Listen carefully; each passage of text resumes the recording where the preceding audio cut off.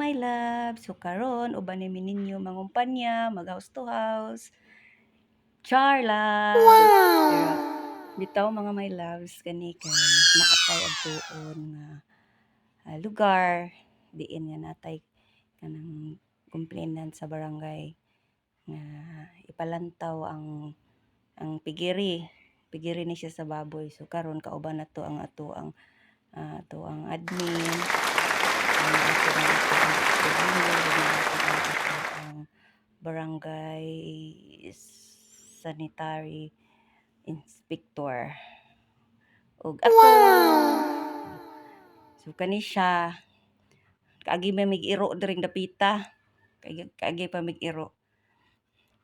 So kani nga problema kay kuan ra ni siya. Ang nagreklamo ani kay ang tag-iya sa kuan, tag-iya sa basakan.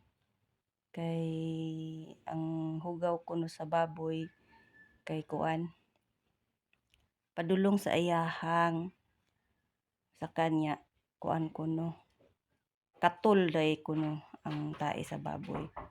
So diin nakita pud nato didto nga ilaha di ay ang ilang sudlanan sa hugaw.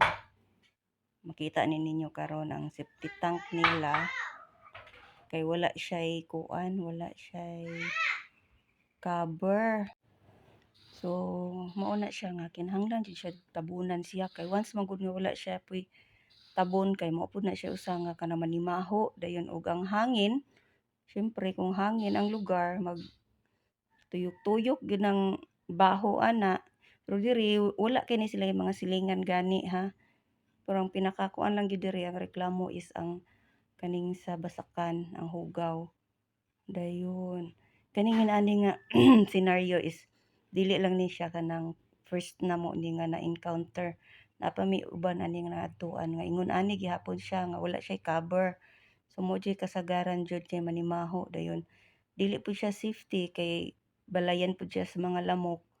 So dapat jud na siya i-close jud na siya para ang baho dili gyud na siya mogawas. So mao gyud ni siya kasagaran mga problema basta kanang sa baboy na kasagaran jud sa madto na mga ubang purok ingon ani gyud ano yung baho gud sa baboy nato. So dapat kanang kung magbuhi tag baboy kinahanglan jud na nato nga kanang